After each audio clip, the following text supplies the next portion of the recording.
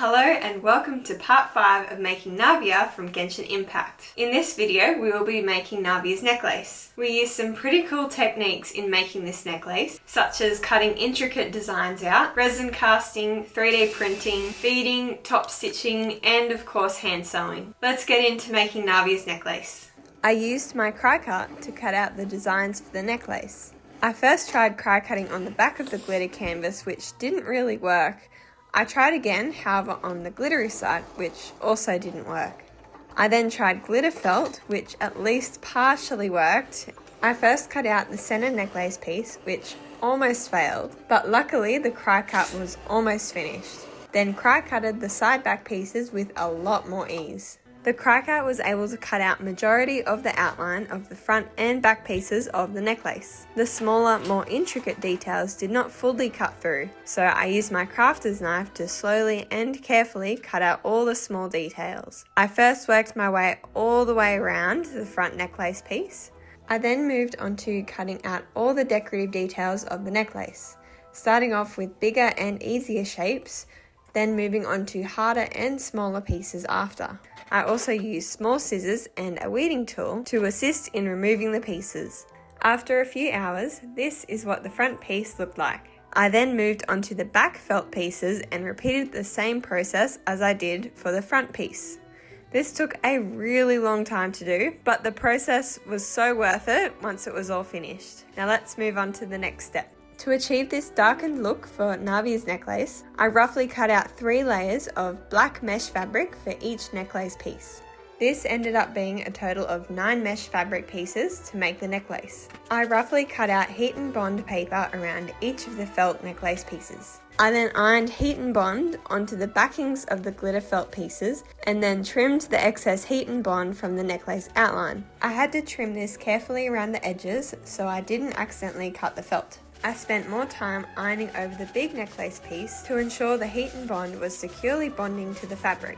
After this piece had cooled, I peeled this piece off from the pressing cloth. Then again trimmed around the edges, and then ironed over for a second time. Once I peeled away the paper backing of the heat and bond, I wasn't a fan of the sheen in the details within the necklace. So I again used my craft knife and tweezers to remove all the shiny heat and bond pieces from the front and back pieces of the necklace. I probably could have cut out the pieces whilst it still had the paper backing. However, in the grand scheme of things, I don't think it really mattered as the unwanted pieces were removed and it was a lot quicker to do than removing the felt pieces. This is what they look like after it had all been removed. I then ironed the necklace pieces onto a single layer of mesh on both the 2 back pieces and the front piece, whilst also using a pressing cloth too. I pinned the 2 other layers onto the necklace pieces. I then top stitched along the entire outline of the necklace piece, as well as all the detail outlines too. This took a very long time of top stitching. I trimmed the excess mesh fabric and then the front and back pieces were finished. For this tiny detail on the necklace, I used the Cricut to cut out these pieces from smocked heat transfer vinyl. After the pieces were cut, I used the weeder tool to remove the excess fabric and cut out the tiny pieces to separate them. The smocked heat transfer vinyl feels similar to what velvet fabric feels like. I then ironed the pieces on to make the necklace look like this, and this is where these pieces went. I used a 3D printer to make the decorative pieces. For the beads on the necklace, I sprayed painted pearl beads with a primer, then gold spray paint, and did the same with the 3D prints. I carefully painted black acrylic paint onto the necklace pendants to add detail. I first started with the center pendant that had the most detail, then carefully painted the side pendants too. I also used a tissue to quickly remove any accidental smudges I had made. For the dangly pearl, I glued these dangly pieces onto pearls to make 2 pearl pendants. Whilst they were drying, I threaded the pearls we sprayed painted before. However, I alternated by threading pearl, then gold bead, pearl, gold bead, etc. until I had a length that I was happy with. I then did another strand for the other side of the necklace. I threaded through a jump ring on each of the pendant pieces. To thread the pendants together, I first started at the centerpiece. I secured the wire onto the pendant by wrapping the wire around and around on itself, which I tested to see if it could hold up, and it did, and it felt secure. I threaded on more gold beads and 3D printed beads too. I secured the wire onto the side pendant, which I used the same wraparound wire method, and then tucked the small excess within the other beads. This part was a little fiddly, however we got it to work. I did the same process to attach the front to the other side pendant. After threading the beads on, I twisted the wire, then cut the wire.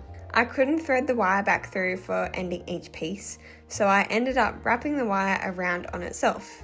This actually worked well and you couldn't really see it from afar. Then I attached all the other 3D printed beads and gold beads onto the sides of the necklace. After completing this part of the necklace, I first had to sew the front glitter felt piece to both back pieces. I then used a pressing cloth and ironed over the necklace to flatten the seams. It was now time to attach all these pieces onto the glitter necklace piece.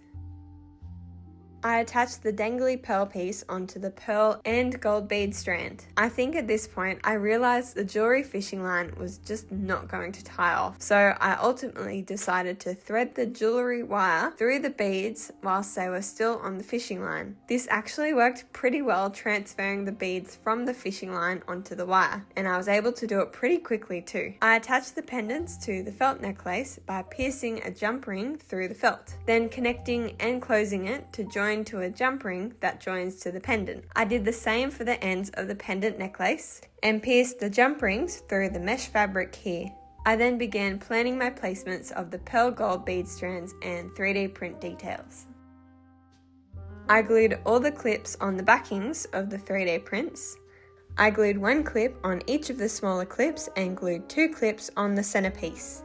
After this, I then positioned the matching clip pairs onto the necklace. Once I was happy with the positioning of the clips, I held the clips in place and hand sewed the clips securely in place. I finished the thread by securing it at the back by back tacking and tying a knot. I did this once the clips had set on the 3D prints. I then sewed a jump ring onto the necklace, then connected the necklace end to the sides of the felt necklace. I then secured the front part of the beaded necklace by hand sewing it to the felt necklace. I also sewed hook and eye closures to the back edges of the necklace. After giving some time for the silicone molds to set, I neatened up the edges using a crafting knife. I use these molds for the necklace gems as well as for the gems for another part of the project. After the resin had set in the molds, I removed the pieces. I sanded the flat surfaces and smoothed down the rough edges from the mold, and of course using PPE whilst completing this process. The sanding process I did involved using sandpaper first, then brushing away excess resin dust. I then moved on to using this buffing block. Started off with filing, then smoothing, then buffing, and lastly polishing. And after all this, I brushed off any excess resin dust. Then sprayed 2 layers of clear coat onto the gems. I then cut out some reflective paper to give the gems more dimension. Here is what the gem without the paper looks like, and here is what the gem with the paper backing looks like. I traced these out and used my crafter's knife to cut the paper out, then positioned the reflective paper backings in place. I double checked the paper was the correct size for the gems and trimmed the excess paper, and also checked this with the paper and gem within the casing, and super glued them in the 3D printed casings. I put some more super glue on top of the reflective paper to secure the gems and then left it to dry. I thought this process was going so smoothly and was turning out great. Well, unfortunately, they didn't dry great. The glue had bubbled up and reduced the amount of reflection it had previously. This was a bummer to learn this, but I can say that I definitely have learnt a much better way of achieving the reflectiveness in the gems without the bubbles in future. I unfortunately didn't have enough time redoing this component of the costume, and instead, this is what the finished product looks like.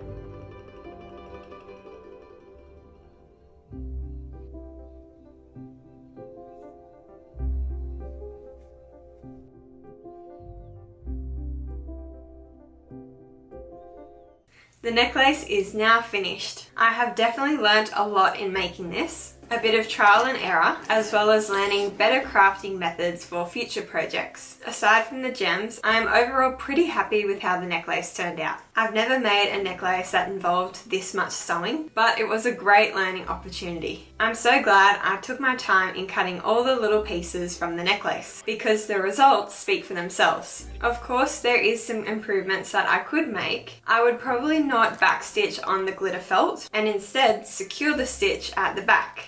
This is to reduce seeing the back stitch on the front, and of course fixing the pendant charms. I instead would use double-sided tape to secure the gems in the casings. Well, that is all for this video. Thank you so much for watching. I hope you have enjoyed, and I'll see you in part 6.